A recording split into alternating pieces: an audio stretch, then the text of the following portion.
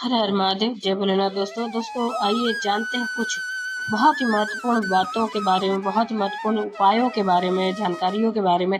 पूज्य गुरुदेव के श्रीमुख से उन्हीं की कथा के दौरान जब वो बता रहे थे तो कुछ अंश को मैं यहाँ प्रस्तुत कर रही हूँ। तो चलिए सुनते हैं उन्हीं के श्रीमुख से बहुत ही महत्वपूर्ण जानकारी। नरेंद्र ने बोला, लक्ष्मी आज शनिवार का दिन है जिस दिन अपन इस दरिद्रता से मिलने के लिए पीपल के पेड़ के नीचे आए हैं। हिंदू धर्म में ये दिन पीपल के वृक्ष के लिए पूजनीय होगा। जो भी शनिवार के दिन पीपल के वृक्ष की पूजन करेगा, दूध चढ़ाएगा या मिष्ठान का भोग लगाएगा, लक्ष्मी और नारायण उसके घर में प्रवेश कर जाएगा। लक्ष्मी और नारायण उसके घर में प्रवेश करेगा। इसलिए नियम बनाया। कौन से दिन का? शनिवार। लक्ष्मी जी बोली, नारायण आपने तो एक दिन का वार लिख दिया। शंकर जी ने 7 वार बनाए हैं, रविवार, सोमवार, मंगल, बुध, गुरु, शुक्र और शनि। ये शिव जी ने बनाया।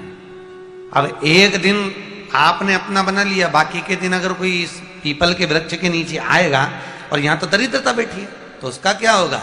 भगवान नारायण बोले, सुन दरिद्रता, तेरे से एक विनती है, अगर कोई भी मनुष्य इस पीपल के पेड़ के नीचे अगर 7 दिन में आता है और उसके हाथ में अगर कोई सामग्री होती है तो तू उसके घर में प्रवेश नहीं करेगी। नियम है पीपल के वृक्ष का, या तो पानी का लोटा लेकर जाओ, कुंकू का चोपड़ा लेकर जाओ, शक्कर लेकर जाओ, या पेड़ के नीचे चींटी को डालने के लिए आटा ले जाओ, पर खाली हाथ पीपल के वृक्ष के नीचे कभी मत जाओ, कभी नहीं। खाली हाथ जाओगे तो दरिद्रता तुम्हारे घर में प्रवेश करेगी। दरिद्रता उठकर खड़ी होकर बोली, नारायण तुमने अपनी मनमानी करी है, एक दिन मुझे भी मेरा चाहिए। भगवान ने कहा, बोल कौन सा दिन चाहिए?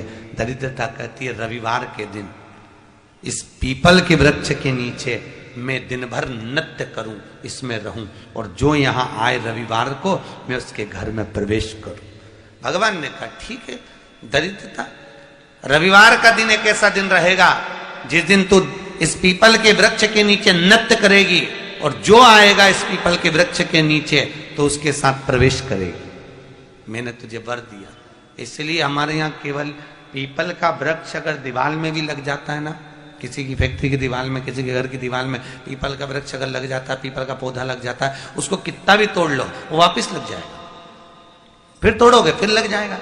अगर पीपल के पौधे को तोड़ना है तो केवल रविवार का दिन एक नींबू, एक मिर्ची और बमूल का कांटा, ये 3 चीजें रखने के बाद में आधे घंटे बाद रविवार के दिन पीपल के पेड़ को उखाड़ कर फेंक दो। दूसरी बार कभी पीपल दीवार में लगता ही नहीं, कभी नहीं लग सकता। केवल एक रविवार का, केवल एक संडे, इतवार का। घर में दीवानों पर अगर पीपल लग भी गया है, इसलिए पीपल के वृक्ष को उखाड़ने का, अगर घर में पीपल लगा हुआ है या पीपल का पौधा हमारे घर में लग गया, उसको उतारना, निकालना, लगाना, तो पीपल के वृक्ष को अगर निकाला जाता है तो रविवार के दिन, और अगर पीपल के वृक्ष को कहीं लगाया जाता है तो सोमवार के दिन या मंगलवार के दिन, बुधवार के दिन, इन दिनों में लगा सकते पीपल के वृक्ष कहीं लगाना। शनिवार का दिन एक ऐसा दिन होता है जिस दिन पीपल के वृक्ष को कहीं जाकर लगाया नहीं जाता, क्योंकि शनिवार के दिन पीपल के वृक्ष के नीचे लक्ष्मी रहती है। हम अपने हाथों से अगर पीपल का वृक्ष किसी दूसरी जगह पर शनिवार को रोपित करते हैं तो हमारे घर की लक्ष्मी अपने घर से छिन्न होकर चली जाती है। इसलिए शनिवार के दिन पीपल लगाया नहीं जाता, किसी के घर जाकर उसको वापस पलटा नहीं जाता। लग गया उसको डाल। प्रभु मेरी धर्म पत्नी को कहाँ रखूं आप बताओ? वो तो जहां यज्ञ होता है, अनुष्ठान होता है, दान होता है, पुण्य होता है, सत्कर्म होता है, वहां जाने को तैयार नहीं। अब करूं क्या? भगवान ने बोला, एक काम करो।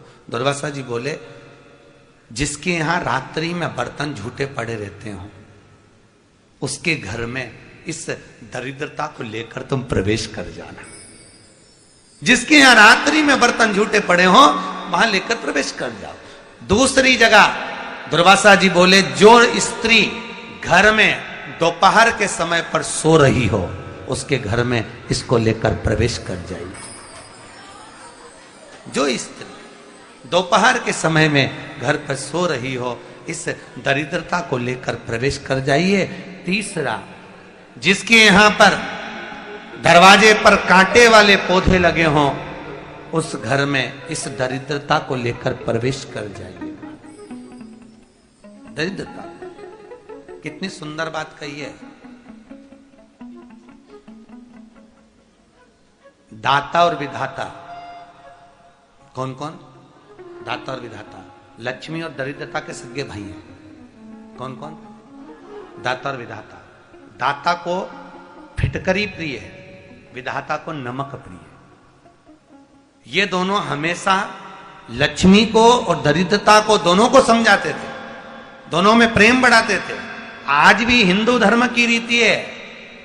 यहां तो ठीक है, जिसके यहां पर भी अगर थोड़ी सी भी परेशानी होती है, थोड़ा सा क्लेश होता है, अशांति होती है, लक्ष्मी नहीं टिक रही हो, काम नहीं बन रहे हो, बहुत प्रयास करा जा रहा हो और हमारा कार्य नहीं होता, तो क्या करते हैं? फिटकरी और नमक को पानी में डाल देते हैं और घर में पोछा लगा देते हैं। आप लोगों ने आजकल फेसबुक पे भी पढ़ा होगा, व्हाट्सएप पे भी पढ़ा होगा। तो क्यों लिखा उसमें? उसका कारण ही केवल ये है कि दाता और विधाता की प्रियता उसमें। माता ख्याति के जो 4 बच्चे हुए, इसमें जो 2 लड़के हैं, दाता और विधाता, उसकी प्रियता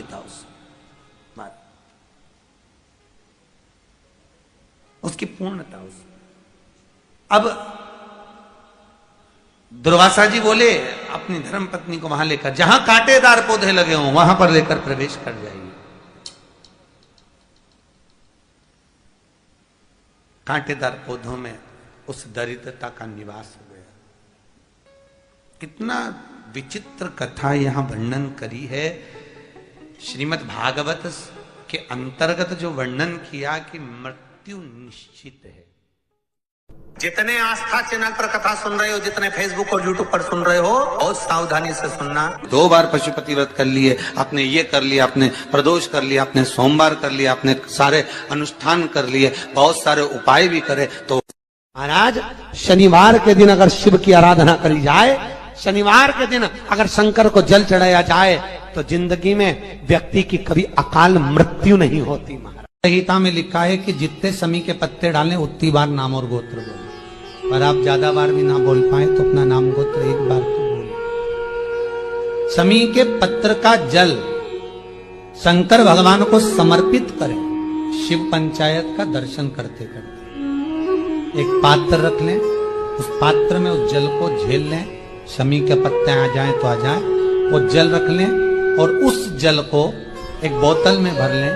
लगभग 15 दिन आप उस जल को जैसे शरीर पर तेल लगाते हैं उस तरह से पूरे शरीर पर मलना प्रारंभ कर दें। महाराज ज्यादा से ज्यादा 20 दिन, ज्यादा से ज्यादा 21 दिन या 1 महीना, इतने में शरीर ठीक होना प्रारंभ हो जाता है।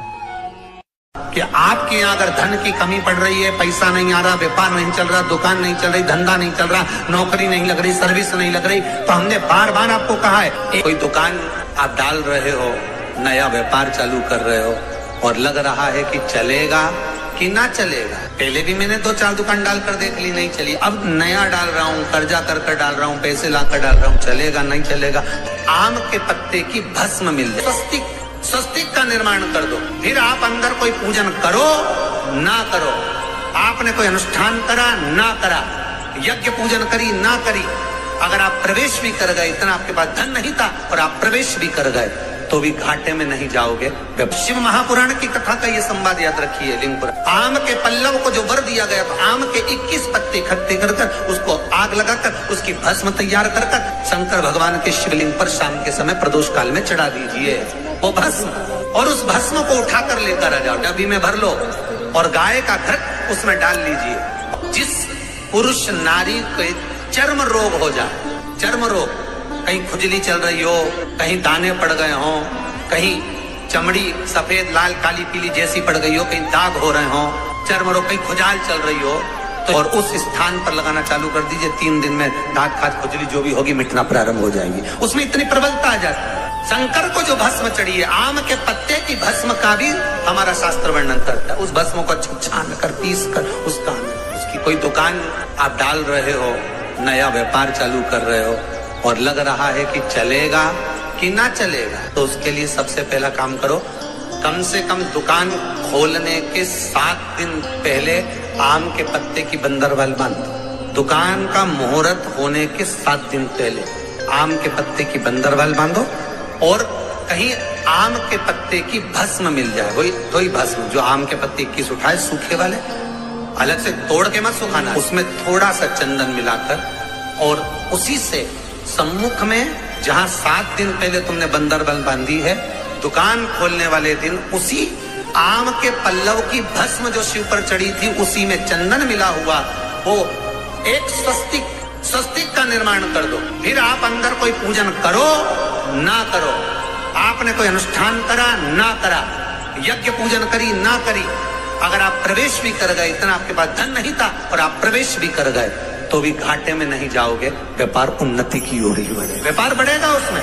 आम के पल्लव में अगर कामदेव छुप कर भस्म होते हैं तो शंकर मेरे आम के पल्लव को भी वर प्रदान कर देते, आम के पल्लव को भी शिव वर। शनिवार के दिन जो बेलपत्री के वृक्ष के नीचे जौ के आटे का चौमुखी दिया, सरसों का तेल डालकर उसमें काली तिल डालकर उसमें एक सफेद फूल डालकर बेलपत्री के वृक्ष के नीचे जैसे एक चौमुखी दिए को जौ के आटे के दिए को लगा दिया जाता है। जो व्यक्ति चिड़चिड़ करता, जो व्यक्ति क्रोध करता है, जो व्यक्ति अपशब्द बोलता है, आड़ा टेढ़ा बोलता है, ताने देता है, ईर्ष्या रखता है, घर में चिड़चिड़ करे, पूरे घर को अस्त व्यस्त कर रखा, उस व्यक्ति का नाम और गोत्र बोलकर मात्र एक दिया लगा दिया जाए, व्यक्ति अपशब्द कहना बंद कर देता है, उसका प्रेम प्रबल हो जाता है, उसकी ईर्ष्या समाप्त हो जाती है, उसकी नफरत समाप्त हो जाती है। हम आपसे बार बार कहते हैं ना, कई बार आपको कहा कि आपके यहाँ अगर धन की कमी पड़ रही है, पैसा नहीं आ रहा, व्यापार नहीं चल रहा, दुकान नहीं चल रही, धंधा नहीं चल रहा, नौकरी नहीं लग रही, सर्विस नहीं लग रही, तो हमने बार बार आपको कहा है एक दिया बेलपत्री के पेड़ के नीचे लगाओ घी का और एक दिया शंकर के मंदिर की चौखट पर लगाकर, बार बार आपको कहा, उस पर विश्वास रखकर लगाओगे, सुख मिलेगा, आनंद की अनुभूति होगी।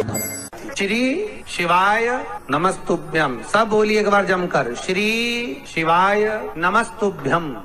प्रैक्टिकल जरूर करना, कहीं सियोर वाला महाराज झूठ तो नहीं बोल रहा, शास्त्रों की बातें हमारे जीवन में हमें सुख प्रदान करे, इसलिए इस भाव का आनंद करते हुए आज की कथा को तो उम्मीद करते हैं जानकारी आपको अच्छी और उपयोगी लगी होगी।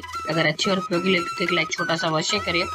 आप पहली बार मेरे चैनल पे आए तो मेरे चैनल को सब्सक्राइब करिए, बेल नोटिफिकेशन अवश्य दबाइए जिससे आने वाले वीडियो आपको समय से प्राप्त हो सके। दोस्तों कोई भी प्रश्न या सुझाव कमेंट बॉक्स में लिख सकते हैं। फिर मिलते हैं दोस्तों एक नई जानकारी के साथ नए वीडियो में, तब तक के लिए जय भोलेनाथ, हर हर महादेव, श्री शिवाय नमस्तुभ्यम। धन्यवाद दोस्तों।